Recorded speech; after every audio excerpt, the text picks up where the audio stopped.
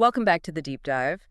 Today we're tackling really one of Starfleet's most challenging first contact scenarios, a truly high-stakes mission. Yeah, we're talking about the Jarada mission on BelMinor, Oh. a situation where Starfleet was basically flying blind. Completely blind. This was an advanced insectoid race, but our sources, they had maybe 15 references total over 5 years. And most of that was just hearsay, wasn't it? Vague rumor. Exactly. So the knowledge gap was huge. I mean, the experts couldn't even pin down their basic social structure. Right. Dr. Crusher's assessment sticks with me. They couldn't figure out if the Jarada were like ants or bees or termites. Yeah. Fundamental stuff. If you don't know that, how do you even begin diplomacy? You don't know what they value, how they're organized. And the location itself didn't help. The Beltaxian system, described as not thoroughly explored. That's putting it mildly. You have this huge gas giant, BelMajor, and then BelMinor orbiting it on this really complex, tilted path. Plus, unexpectedly high background radiation readings right off the bat. The whole system felt unstable, weird. So a tough assignment by design. And the objective was urgent. Find out what the Jarada wanted quickly. Yeah, before committing some kind of major diplomatic blunder. Yeah. Especially given their reputation. Remember that previous encounter at Throne in the Fourth? The captain spent days, literally days, perfecting a 15-second greeting just to meet their protocol demands. Exactly, which makes what happened this time so jarring. Right. They just dropped all the expected formality, offered a massive concession right away. Which was? They agreed to negotiate in English. Hmm. Or, well, the human standard language. For a race supposedly obsessed with protocol.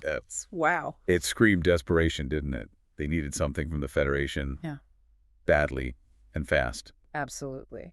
So, okay, the away team beams down. What do they find? Well, the architecture was the first big clue.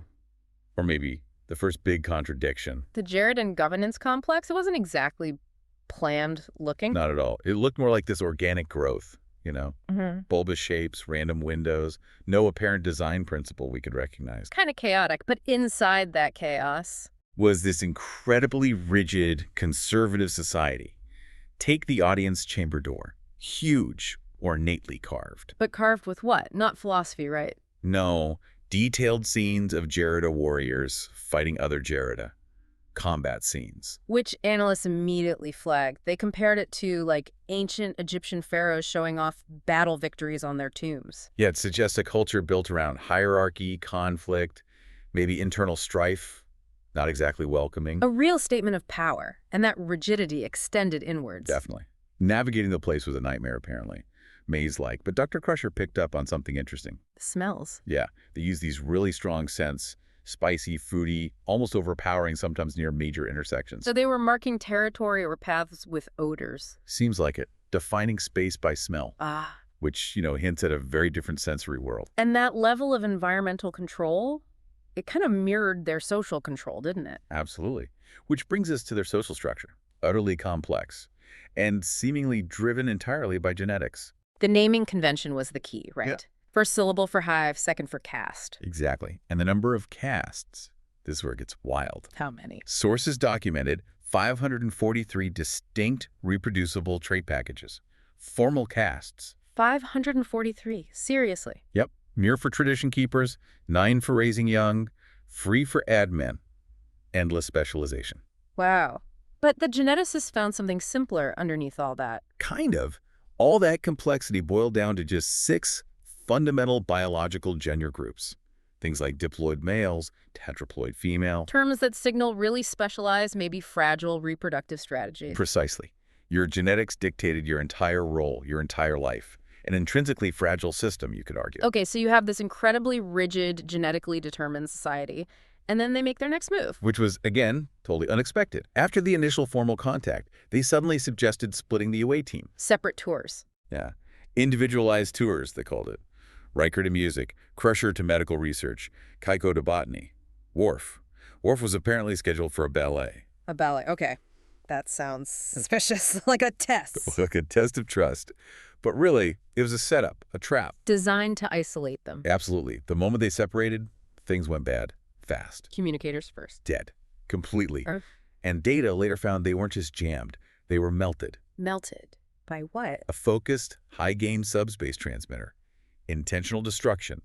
They wanted the team totally cut off. No calling the ship. And then the individual experiences Riker. attacked. During his tour, by Jarada described as xenophobes. Xenophobes within their own highly controlled society. Right. He managed to escape, but had to navigate these damp, unused tunnels, clearly defensive structures, suggesting the city wasn't as monolithic as it looked. Built-in fortifications. Interesting. What about Crusher? She was basically abducted, rushed off in an armored ground car. Yep. To a secret mountain complex 50 clicks away. And get this, the whole area had a transporter ban. 50-kilometer radius. Why? What was the official reason? Fear of marauders. Marauders. Wait, this totally contradicts the image of a perfectly ordered, secure society. Why would they fear marauders? Exactly. It immediately clashed with the mission briefing. Something was seriously wrong with the Jarada's internal security situation. Or their story. It points to instability. But the real horror story seems to come from Kaiko's experience. Yeah. Outside the city, she and her botanical partner, Tanaka, they were surveying plants. What happened? They found their camp totally ransacked, transport gone, and then they saw it. So what? A group of young Jarada, dancing, Erratically. chaotically, around a bonfire. Like ritually. Not like any ritual Kaiko recognized. She described twitches and jerks, uncontrolled spasmodic movements. It was madness, visible societal breakdown. That's terrifying. How did the Jarada leadership or teachers handle it? Brutally. The scene Kaiko witnessed culminated when a teacher figure dealt with a student whose movements became too violent. Ow! She killed it. Instantly. Used her teeth to shear its throat. Good Lord. Not treatment, not quarantine. Just execution. Swift, brutal discipline. Containing the madness by eliminating the afflicted. It showed how desperate they were. Okay, so Crusher. She's stuck in the secret lab, 50 clicks away, no tricorder, no databases, facing a planet-wide insanity. And needing to figure out the physiology of potentially 543 different castes. It sounds impossible. How did she even start? She made a brilliant connection. She drew on basic insect biology, earth biology. It's like bees and royal jelly. Exactly. How specific foods can determine fertility or caste. She bypassed the overwhelming number of castes and focused on the fundamental biology, especially nutrition. And she worked with the Jarada's own research. Yeah, they were already studying a plant called brevine. Its flower color changed based on soil trace elements, and that color affected its nutritional property. And the Jarada couldn't replicate one specific color. The pale lavender one. The color most common on their original homeworld, apparently. They couldn't get it right on BelMinor. So Crusher suspected a deficiency. She zeroed in on it. A biochemical imbalance caused by a lack of specific trace elements. The madness wasn't psychological. It wasn't a disease as such. It was nutritional. Genetic expression gone wrong due to missing dietary components. Disrupting key enzymes needed for their stability. Precisely. Especially given their complex, maybe fragile, genetic makeup across those 6 core gender groups. And data, back on the Enterprise, confirmed this. With planetary analysis, it was shocking. The geology of the Bell taxing system was the root cause. How so? When the system formed, the gas giant, Bell Major, its gravity basically hoovered up most of the essential heavy trace elements. Like what kind of elements? We're talking iodine, barium, and the whole lanthanide series, those rare earth metals. They got locked into the gas giant's core. Leaving BelMinor. Naturally deficient. Depleted in the exact elements that Jarada needed for those critical enzymes. So the Jarada weren't native to BelMinor? They were recent settlers. And this world they chose, it lacked the fundamental building blocks their biology required. Wow. So the intense protocol, the aggression, the secrecy, the madness, it wasn't their inherent nature. It was a symptom. Symptoms of a society undergoing resource-driven genetic collapse.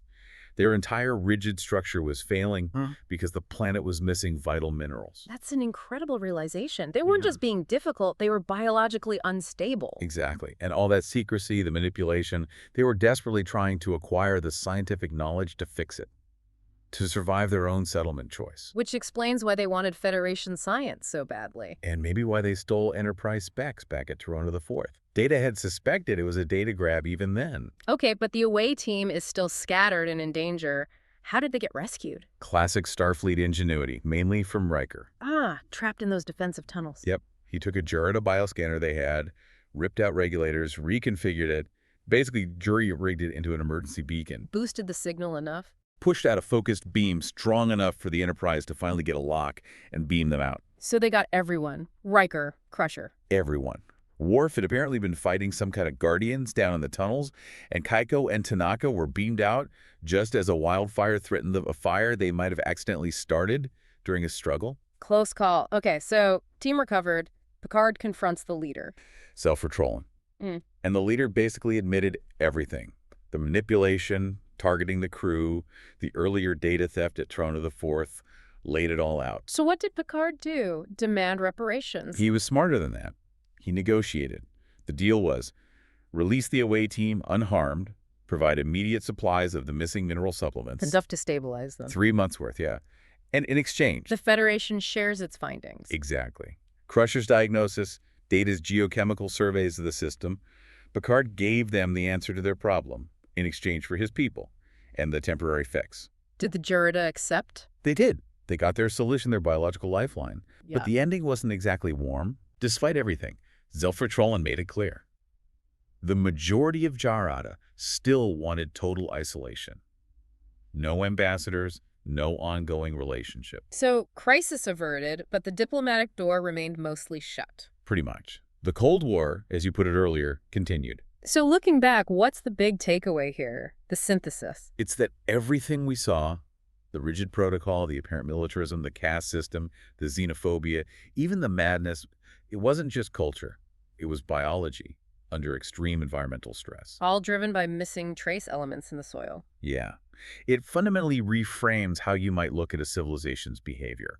Deep-seated cultural traits might actually be adaptations or maladaptations to their specific environment. So the most profound societal characteristics could boil down to geochemistry. That's a wild thought. It is. It suggests there might be these hidden environmental factors silently shaping societies everywhere. We focus on politics, ideology, history. But maybe we should be looking at the planet's chemistry set, too. Exactly, which leaves us with a pretty provocative question, doesn't it? If a civilization as complex and advanced as the Jarada nearly collapsed due to a lack of, lanthanides, what other non-obvious environmental pressures might be shaping the civilizations we encounter? Things we don't even think to look for. Hidden drivers affecting everything from social structure to maybe even their desire to expand or stay isolated. We look for warships. Maybe we need soil sample kits, too. Something to think about, definitely. A fascinating angle and a perfect place to leave it for today. That's our deep dive into the Jarada dilemma. Thanks for joining us. Always interesting. We'll see you next time on The Deep Dive.